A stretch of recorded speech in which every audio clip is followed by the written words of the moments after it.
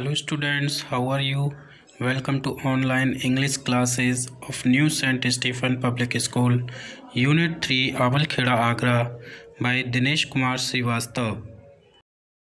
Students, today in this video we are going to study the fourth chapter from the book Snapshots, and the name of the chapter is Albert Einstein at School, and the writer of this chapter is Patrick Pringle. So let's start the Hindi explanation of the chapter Albert Einstein at School by Patrick Pringle.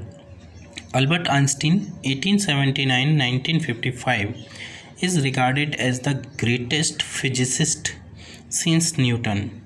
मतलब Albert Einstein जो कि 1879 में पैदा हुए थे और 1955 में इनका देहांत हो गया था, है ना। इनको न्यूटन के बाद से अल्बर्ट आइंस्टीन को सामान्यतः एक महान या कहें कि सबसे महान भौतिक शास्त्री या फिजिसिस्ट माना जाता है। यानी न्यूटन थे और न्यूटन के बाद दूसरा नाम जो है आया तो अल्बर्ट आइंस्टीन का। In the following extract from the young Einstein, the well known biographer Patrick Pingle describes the circumstances which lead to Albert Einstein's expulsion from German school. और इस एक्सट्रैक्ट में, इस अंश में जो कि कहाँ से लिया गया है, द यंग आइंस्टीन से लिया गया है। ये एक बुक है, बायोग्राफी है। वेल नोन बायोग्राफर, एक बहुत ही जाने माने बायोग्राफर हैं जिनका नाम पैट्रिक पिंगल है। उनकी बुक द यंग आइंस्टीन से लिया गया है और इसमें ये डिस्क्राइब करते हैं, वर्णन करते हैं उन परिस्थितियों को, सर्कमस्टेंसेस को, जिनके कारण आइंस्टीन को, अल्बर्ट आइंस्टीन को एक जर्मन स्कूल से निकाला गया या निष्कासित किया गया। तो शुरू करते हैं, देखिए chapter. In what year Einstein asked the history teacher. तो क्लास चल रही है और स्कूल है, जर्मन स्कूल है, वहाँ पर आइंस्टीन पढ़ने जाता है और वहाँ पर हिस्ट्री की क्लास चल रही है। तो हिस्ट्री टीचर आइंस्टीन से एक क्वेश्चन करते हैं, वो कुछ पूछते हैं। क्या कहते हैं कि इन व्हाट ईयर आइंस्टीन बताओ किस वर्ष में did the Prussians defeat the French eight Waterloo. जो प्रशियंस हैं उन्होंने फ्रेंच को वाटरलू में डिफीट किया था। The Prussian means the people of Prussia and the French means the people of France. तो वाटरलू के युद्ध में किस साल में जो प्रशियंस हैं उन्होंने फ्रेंच को डिफीट किया था। तो अल्बर्ट आइंस्टीन ने उत्तर दिया, आई डोंट नो सर, श्रीमान मैं नहीं जानता। Why don't you know, you have been told it enough often enough. तो टीचर ने कहा, तुम क्यों नहीं जानते हो, तुम्हें ये मैंने कितनी बार बताया हुआ है, यानी काफ़ी बार मैं तुम्हें इस बात को बता चुका हूँ, तो फिर क्यों नहीं जानते हो। I must have forgotten. तो आइंस्टीन ने उत्तर दिया, शायद मैं भूल गया होऊंगा। Did you ever try to learn, asked mister Brown. तो हिस्ट्री टीचर का नाम क्या है, मिस्टर ब्राउन। तो मिस्टर ब्राउन ने पूछा उससे कि क्या तुमने कभी लर्न करने की कोशिश की।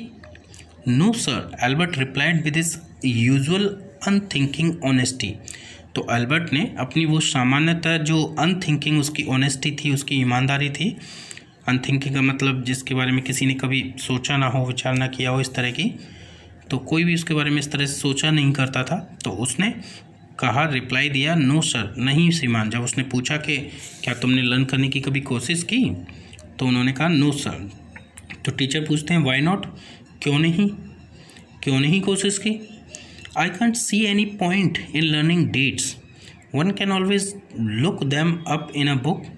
तो अल्बर्ट आइंस्टीन ने कहा, मुझे डेट्स को लर्न करने में कुछ भी पॉइंट दिखाई नहीं देता, उन्हें कुछ भी महत्वपूर्ण बात दिखाई नहीं देती है। अगर हमें डेट पता करना है तो हम हमेशा कभी भी अपनी बुक में देख सकते हैं या कोई भी उसे बुक में देख सकता है। Mister brown was speechless for a few moments. तो मिस्टर ब्राउन कुछ पल के लिए तो मानो स्पीचलेस हो गए, यानी उनके मुंह से कोई शब्द न निकला। वो सोचने लगे कि ये कह क्या रहा है। You amaze me Einstein, he sad at last. और अंत में उन्होंने कहा कि तुमने तो मुझे अमेज कर दिया, मुझे आश्चर्यचकित कर दिया। डोंट यू रियलाइज, क्या तुम ये रियलाइज़ नहीं करते हो, that one can always look most things up in books, कि कोई भी व्यक्ति केवल डेट्स ही नहीं, और भी बहुत सारी चीज़ें हैं जिनको वो बुक्स में हमेशा देख सकता है। That applies to all the facts you learn at school, और ये उन सभी फैक्ट्स पर अप्लाई करती है जो भी तुम फैक्ट्स अपने स्कूल में सीखते हो, तो वो सभी पर अप्लाई करती है। तो कोई भी ज़रूरत पड़े तभी बुक से देख लो। तो वो कहता है यस सर, हाँ श्रीमान, फिर भी वो यही कहता है। Then I suppose you don't see any point in learning facts, तो फिर मुझे लगता है कि तुम्हें फैक्ट्स को लर्न करने में कोई भी पॉइंट दिखाई नहीं देता, कोई भी महत्वपूर्ण बात नहीं दिखाई देती। Frankly sir I don't, said Albert. तो एल्बर्ट ने कहा, अगर फ्रैंकली कहा जाए यानी सच कहा जाए तो अब वास्तव में मुझे तो कोई महत्वपूर्ण बात नहीं लगती है किसी भी फैक्ट्स को लर्न करने में। Then you don't believe in education at all, तो टीचर ने कहा, तो फिर तुम जो एजुकेशन है, शिक्षा है, उसमें भी शायद विश्वास नहीं करते हो। ओ yes sir I do, I don't think learning facts in education.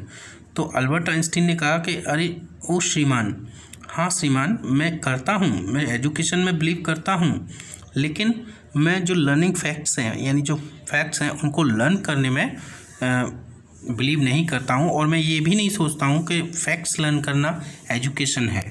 उसके अनुसार उन्होंने कहा कि मैं एजुकेशन में बिलीव करता हूँ, लेकिन मेरे अनुसार फैक्ट्स को लर्न करना ही एजुकेशन नहीं है। In that case said the history teacher with very heavy sarcasm. तो हिस्ट्री टीचर ने विद हैवी सरकाज्म यानी कुछ ज़्यादा ही बड़ा सरकाज्म करते हुए उस पर ताना मारते हुए कहा कि इस केस में perhaps you will be so kind to tell us as to tell the class the Einstein theory of education. तो ये बात एक सरकाज्म करते हुए, यानी जैसे आज हम जानते हैं आइंस्टीन की थ्योरी को, लेकिन उस समय आइंस्टीन की थ्योरी को नहीं जानते थे। जैसे मान लीजिए हम क्लास में आपको पढ़ा रहे हैं और पढ़ाते समय आप कुछ ऐसी बातें कर रहे हैं और हमें आपसे एकदम से आप पे गुस्सा आ गया है और आप अपनी जो नॉलेज है उसके अकॉर्डिंग कुछ ना कुछ बोले चले जा रहे हैं, तो हम कहेंगे आपका नाम लेते हुए ठीक है।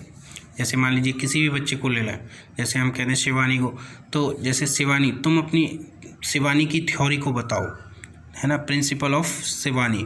तो इस तरह से उसने एक बार नाम ले दिया कि perhaps you will be so kind, तुम इतने काइंड होगे कि हमारी क्लास को आइंस्टीन थ्योरी ऑफ एजुकेशन के बारे में बताओगे, कि जो आइंस्टीन थ्योरी है एजुकेशन की वो बताओ। एल्बर्ट फ्लस्ड, तो एल्बर्ट का जो चेहरा था वो थोड़ा सा गुस्से से लाल हो गया, क्योंकि उसे भी लगा कि टीचर अब तो कुछ ज़्यादा ही बोल रहे हैं और वो मेरे लिए ठीक नहीं है। I think it is not facts that matter but ideas, he sad. लेकिन फिर भी आइंस्टीन ने थोड़ा अपने आप को संभाला और सोचा कि क्या कहना चाहिए। उन्होंने अपने क्रोध पर काबू करते हुए बोला कि मैं सोचता हूँ it is not facts that matter, मैं सोचता हूँ कि ये फैक्ट्स नहीं हैं जो मैटर करते हैं, जो महत्वपूर्ण होते हैं, बट आइडियाज़, बल्कि आइडियाज़ हैं जो महत्वपूर्ण होते हैं।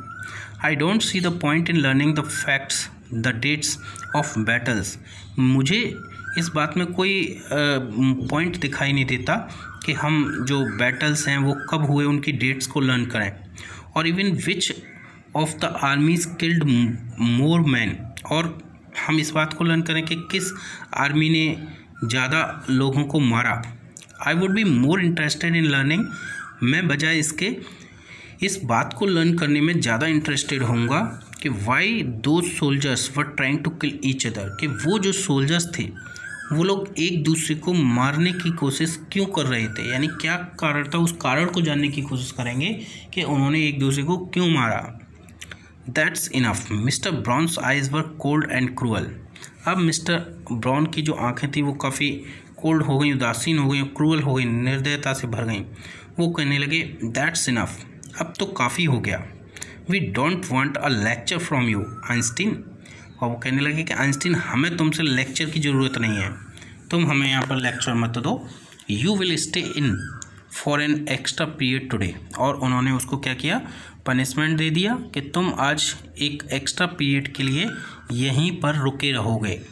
Although I don't imagine it will do you much good, यद्यपि हालांकि मैं जानता हूँ, मैं ये कल्पना नहीं करता हूँ कि इससे तुम्हें कुछ भी तुम्हारा भला होगा, मैं ये नहीं समझता हूँ। It won't do the school any good, और ना ही इससे स्कूल का भी कुछ भला होगा। Either you are a disgrace, तुम एक डिस्ग्रेस हो, यानी एक तरह से अपमानजनक व्यक्ति हो। I don't know why you continue to come, मुझे समझ नहीं आता कि तुम लगातार यहाँ क्यों आती रहती हो। It is not my wish, Albert pointed out, तो अल्बर्ट ने पॉइंट आउट करते हुए कहा, यानी अपनी एक तरह से इच्छा प्रकट करते हुए या संकेत करते हुए कहा कि श्रीमान it is not my wish, ये इसमें मेरी कोई इच्छा नहीं, यानी मैं अपनी मर्जी से यहाँ नहीं आता। Then you are an ungrateful boy, तो टीचर ने कहा फिर तो तुम एक अनग्रेटफुल माने कह सकते हैं अकृतज्ञ, यानी कि जो दूसरों के प्रति आभारी नहीं होता हो, एक ऐसे लड़के हो। And ought to be ashamed of yourself, और तुम्हें अपने आप पर शर्मिंदा होना चाहिए, तुम्हें अपने आप पर शर्म आनी चाहिए। I suggest you ask your father to take you away, और मैं तुम्हें सुझाव देता हूँ कि तुम अपने पिता से कहो कि वो तुम्हें यहाँ से ले जाएं। Albert felt miserable when he left school that afternoon, Albert ने उस दोपहर को जब स्कूल छोड़ा तो वो काफ़ी माइजरेबल महसूस कर रहा था, अपने आप को काफ़ी कष्ट में परेशान सा महसूस कर रहा था। Not that it had been a bad day, और केवल इसीलिए नहीं कि उसका वो दिन बुरा रहा। Most days were bad now anyway, और वो कहता था कि उसके काफ़ी दिन अक्सर बैड रहा करते थे, ऐसे ही बुरे गुजरते थे। एनीवे बट बिकॉज, बल्कि इसलिए, यानी उसको इसलिए बुरा लग रहा था, he had to go back to the hateful place the next morning, कि उसे उस हेटफुल प्लेस पर, यानी वो स्कूल की बात कर रहा है, कि एक अगली सुबह फिर से वापस जाना पड़ेगा। He only wished his father would take him away, उसकी केवल एक ही इच्छा थी कि उसके पिता उसको वहाँ से ले जाएं। But there was no point in even asking, लेकिन सिर्फ इस बात के लिए अपने पिता से पूछने में भी कुछ भी पॉइंट नहीं था, कुछ महत्वपूर्ण नहीं था। He knew what the answer would be, और वो अच्छी तरह से जानता था कि अगर वो पूछता है तो उसके पिता का जो आंसर है वो क्या होगा, वो हमेशा इस बात को जानता था। He would have to stay until he had taken his diploma, और उसको उस स्कूल में तब तक वहीं रुकना पड़ेगा जब तक कि वो अपने डिप्लोमा को ले नहीं लेता, डिप्लोमा को पूरा नहीं कर लेता। Going back to his lodgings did not cheer him up, यानी वापस अपने लॉजिंग्स पर जाकर, लॉजिंग का मतलब जहाँ पर वो रहता था, है ना, वहाँ पर वो किसी रेंट पर, किसी कमरे में किराए पर रहता था। तो जब वो वहाँ पहुँचा तो वहाँ पहुँच कर के भी उसको चीयर अप माने प्रसन्नता नहीं हुई। His father had so little money to spare that Albert had been found a room in one of the poorest quarter of Munich, यानी उसके पिता अल्बर्ट आइंस्टीन के जो पिता थे उनके पास फालतू या कहें कि स्पेयर उसकी एजुकेशन के लिए खर्च करने के लिए इतना ज़्यादा पैसा नहीं था, यानी बहुत ही कम पैसा था, वो ज़्यादा अमीर घर से नहीं थे, है ना, पुअर फैमिली से थे, तो थोड़ा बहुत ही पैसा उसको दे पाए थे। और उससे अल्बर्ट ने अपने लिए एक म्यूनिक जर्मनी में है, म्यूनिक के एक पुअरेस्ट क्वार्टर, ये सबसे जो गरीब स्थान वाला जो जगह थी वहाँ पर एक क्वार्टर अपने लिए किराए पर ले रखा था, और इतना पैसा नहीं था कि कोई बहुत अच्छी जगह पर वो ले पाए। He did not mind the bad food and lack of comfort, हालांकि उसको ये जो बैड फूड था, यानी वो हमेशा कुछ ज़्यादा अच्छा भोजन नहीं करता था और हमेशा कंफर्ट की कमी रहती थी, उसके पास आराम की कमी थी कमरे में, तो वो उसको इस बात की चिंता नहीं थी। और even the dirt and the squalor, और जो डर्ट थी वहाँ पर चारों तरफ जो गंदगी फैली रहती थी, स्क्वेलर का मतलब जो मैलापन जो हमेशा रहता था, गंदा रहता था, उन सब की भी चिंता नहीं थी। But he hated the atmosphere of slum violence, लेकिन इसको जो स्लम माने गंदी बस्ती जो थी वहाँ पर जो वायलेंस होती रहती थी, हमेशा लड़ाई झगड़े वगैरह होते रहते थे, तो उस तरह के एटमॉस्फेयर से वो घृणा करता था। उसको इस बात की चिंता नहीं थी कि वो कैसी कंडीशन में रह रहा है, गरीब है, रहने के लिए सारे आराम नहीं हैं, तो इस चीज़ों की चिंता नहीं थी। His landlady beat her children regularly, क्या होता था कि उसकी जो लैंडलेडी है, उसकी जो मकान मालकिन थी, वो अपने बच्चों को नियमित रूप से यानी रोज़ मारा करती थी, पीटा करती थी। And every Saturday her husband came drunk and beat her, और हर शनिवार को उसका जो पति था वो पी कर के आता था, वो उसको पीटता था, यानी पहले वो अपने बच्चों को पीटती थी दिन में, और शनिवार को जब उसका पति शराब पी के आता था तो फिर वो उसको पीटता था। तो ये सब चीज़ें उसको बिल्कुल पसंद नहीं थी। but at least you have a room of your own, which is more than I can say, said Yuri when he called round in the evening. और जब Yuri when he called round in the evening, जब Yuri शाम को उससे मिला तो Yuri ने उससे कहा, क्या कहा, कि कम से कम तुम्हारे पास अपना कमरा तो है। मैं कहना चाहूँगा कि वही काफ़ी है। तो ऐसा यूरी ने कहा, at least you live among civilised human beings even if they are all poor students, said Albert. तो एल्बर्ट ने कहा, वो बोला कि तुम कम से कम ऐसे सिविलाइज्ड ह्यूमन बींग्स के बीच में तो रहते हो, भले ही वो पुअर स्टूडेंट्स हैं, यानी गरीब बच्चे हैं, गरीब विद्यार्थी हैं, कम से कम वो सिविलाइज्ड वन तो हैं। They are not all civilised, Yuri replied. तो यूरी कौन है, उसका कोई फ्रेंड है। तो यूरी ने उसको रिप्लाई किया कि वो सभी सिविलाइज्ड नहीं हैं। Did you not hear that one of them was killed last week in a duel, क्या तुमने नहीं सुना कि उनमें से एक पिछले ही हफ्ते एक डुअल में, यानी द्वंद्व युद्ध में, डुअल का होता है जब दो लोग आपस में लड़ाई करते हैं, तो द्वंद्व युद्ध में दो लोग आपस में लड़ाई कर रहे थे जिसमें एक मारा गया। And what happens to the one who killed him, और उसने पूछा कि तो फिर उस हत्यारे के साथ क्या हुआ होगा जिसने उसको मारा। तो यूरी कहता है, नथिंग, कुछ भी नहीं हुआ। ऑफ कोर्स, वास्तव में he is even proud of it, और उसको तो इस बात पर काफ़ी प्राउड है, घमंड है, गर्व है।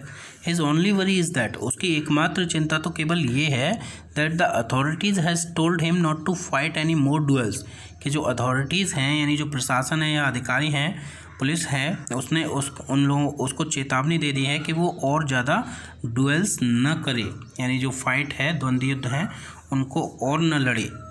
ही इज़ अपसेट अबाउट दिस, और वो इस बात को लेकर के अपसेट है, because he hasn't a single scar on his face, कि उसके चेहरे पर एक सिंगल स्कार भी नहीं है, एक छोटा सा कोई घाव भी नहीं है इस लड़ाई का, to wear for the rest of his life as a badge of honour, कि अगर वो होता तो उसको वो अपनी पूरी लाइफ एक बैज ऑफ ऑनर के रूप में संभाल करके रखता, यानी एक स्कार होता तो कम से कम वो लोगों को बता पाता कि देखो मैंने उसकी हत्या की थी और उस लड़ाई में, उस द्वंद्व युद्ध में मेरे को ये स्कार लगा था।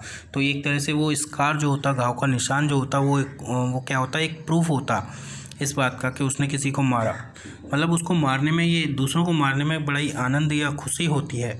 तो वो ये कहता है, ओ एक्सक्लेम्ड एल्बर्ट।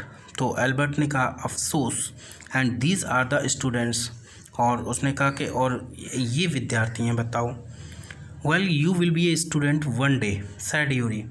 तो यूरी ने कहा कि ठीक है, तुम भी एक दिन विद्यार्थी बनोगे। I doubt it, said Albert ग्लमली।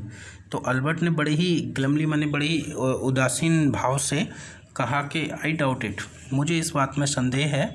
I don't think I will ever pass the exams for the school diploma. मैं नहीं सोचता कि मैं कभी भी, यानी मेरा विचार ऐसा नहीं है कि मैं कभी भी जो स्कूल का डिप्लोमा है उसको प्राप्त कर पाऊँगा।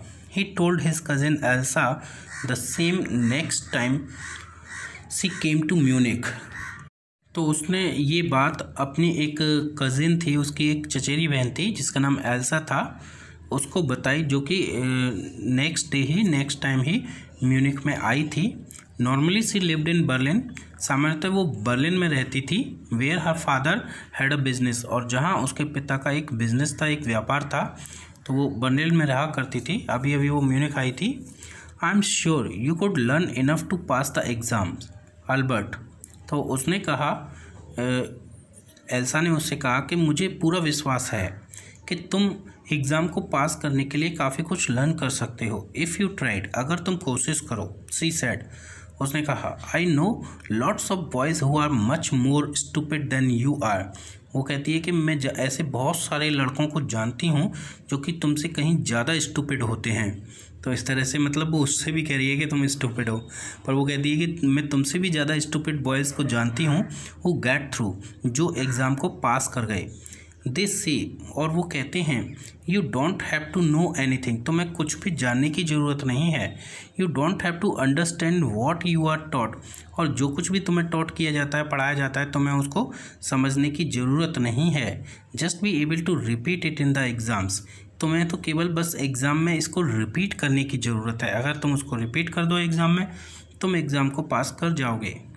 That's the whole trouble said Albert. और अल्बर्ट बोला, यही तो समस्या है।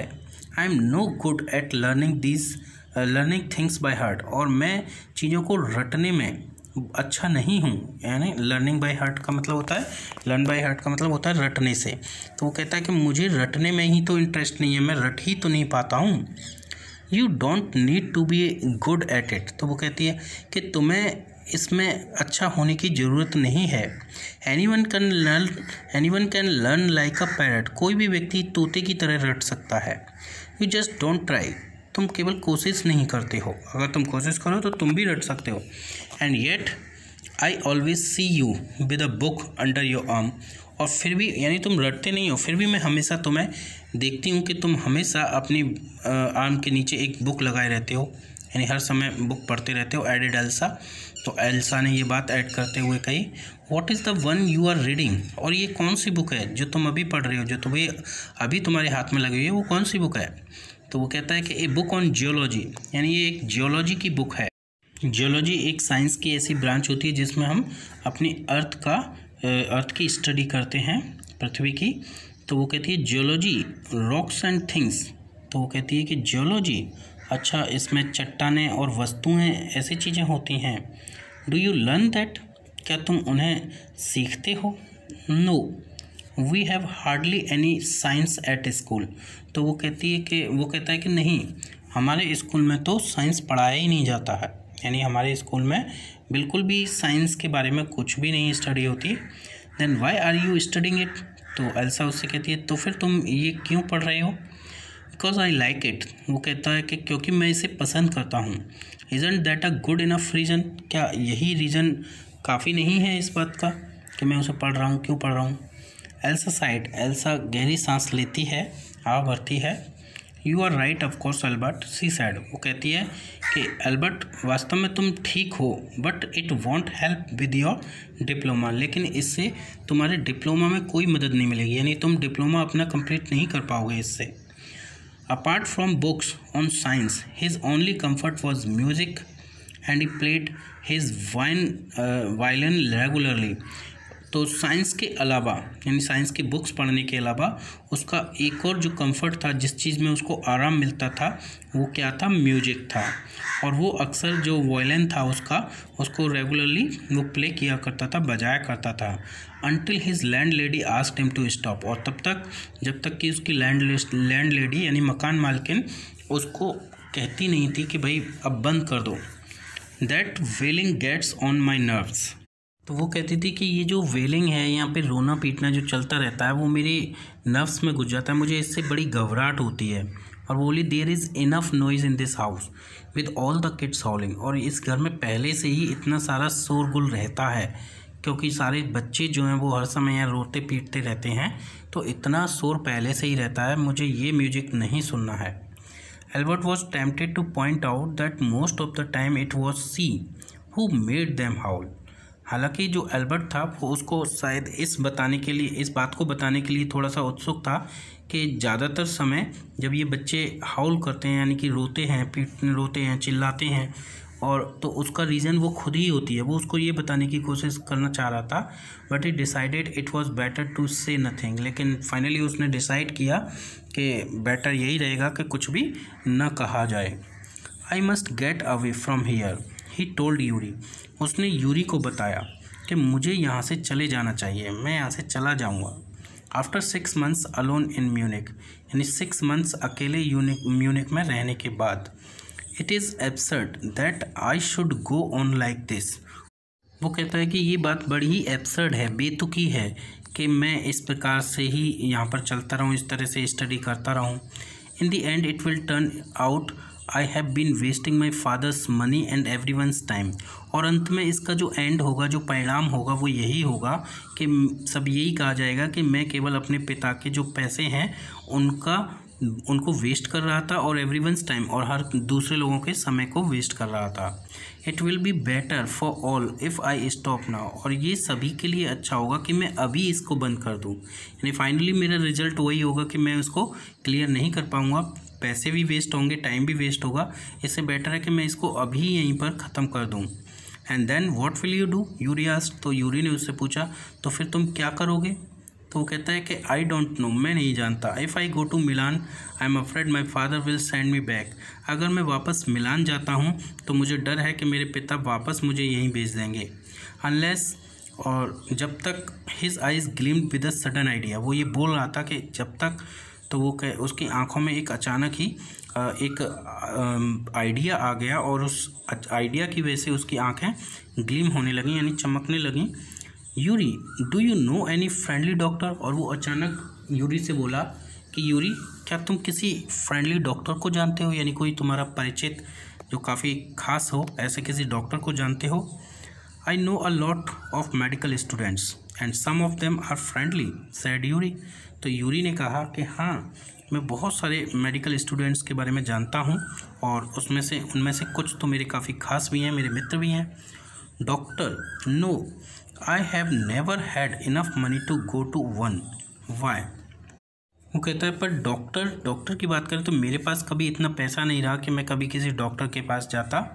और क्यों, वो पूछता है कि आखिर तुम क्यों पूछ रहे हो किसी डॉक्टर के बारे में। तो एल्बर्ट कहता है उससे, सपोज, सैड एल्बर्ट कहता है suppose that I had a nervous breakdown, कि मान लो, वो कहता है मान लो कि मुझे नर्वस ब्रेकडाउन हो गया। नर्वस ब्रेकडाउन का मतलब क्या होता है, जो मस्तिष्क में कोई प्रॉब्लम हो जाती है हमारे ब्रेन में। तो वो कहता है कि मेरा नर्वस ब्रेकडाउन हो गया। Suppose a doctor would say it is bad for me to go to school and I need to get rid away from it. और मान लो कि डॉक्टर ये कहे कि it is bad for me, कि मेरे लिए स्कूल जाना बुरा होगा, सही नहीं होगा। And I need to get right away from it, और मुझे अभी अभी इससे दूर हो जाने की ज़रूरत है। यानी वो डॉक्टर इस बात को प्रूव करके कह दे।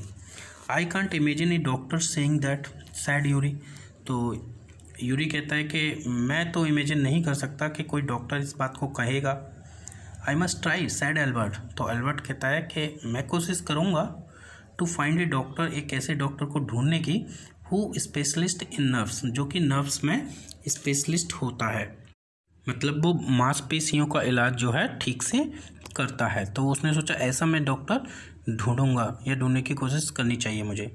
There are plenty of them, Yuri told him. तो यूरी ने उसको बताया ऐसे तो बहुत से डॉक्टर हैं। He hesitated for a moment, वो एक पल के लिए थोड़ा उसने हेजिटेट किया। एंड देन एडेड, और फिर आगे कहा, रेदर रिलक्टेंटली, है ना, थोड़ा सा रिलक्टेंटली, माने बिना इच्छा के। I will ask some of the students if they know one, if you like.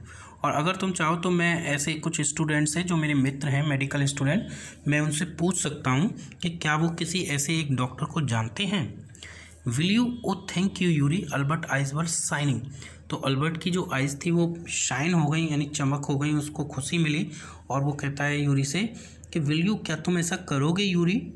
O thank you, और तुम्हारा बहुत बहुत धन्यवाद। Wait a moment, I haven't found one yet. तो यूरी उससे कहता है अरे भाई इंतज़ार तो करो, मैंने अभी तक ढूंढा नहीं है, ऐसे किसी डॉक्टर को अभी तक मैंने ढूंढा नहीं है, अभी से धन्यवाद मत दो। ओ बट यू विल। तो एल्बर्ट कहता है अरे लेकिन मैं जानता हूँ कि तुम ऐसा करोगे। And if I don't know if I don't know if he will be willing to help you. तो वो कहता है कि मान लो कि मैं ढूंढ लेता हूँ, तो मैं ये नहीं जानता कि वो तुम्हारी मदद करने के लिए तैयार होगा या नहीं होगा। He will declared Albert. तो एल्बर्ट ने कहा, उसने बड़ी पूरे कह सकते हैं जोश के साथ में कहा कि हाँ वो करेगा, वो निश्चित करेगा। I am going to have a real nervous breakdown to make it easier for him. और मैं वास्तव में, मेरे साथ में एक नर्वस ब्रेकडाउन वास्तव में होने वाला है और मैं उसके लिए इस काम को और आसान कर दूंगा। ही लाफ्ड मैरीली। और ऐसा कहते हुए बड़ी ही प्रसन्न होकर के हंस पड़ा, यानी जोर जोर से हंस पड़ा।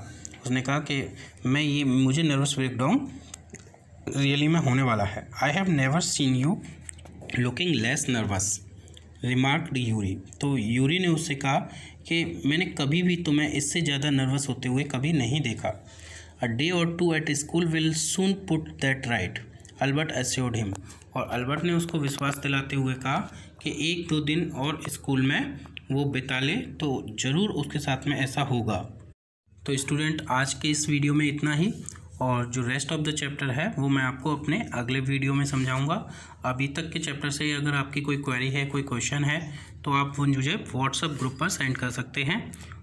So now thank you student for watching this video.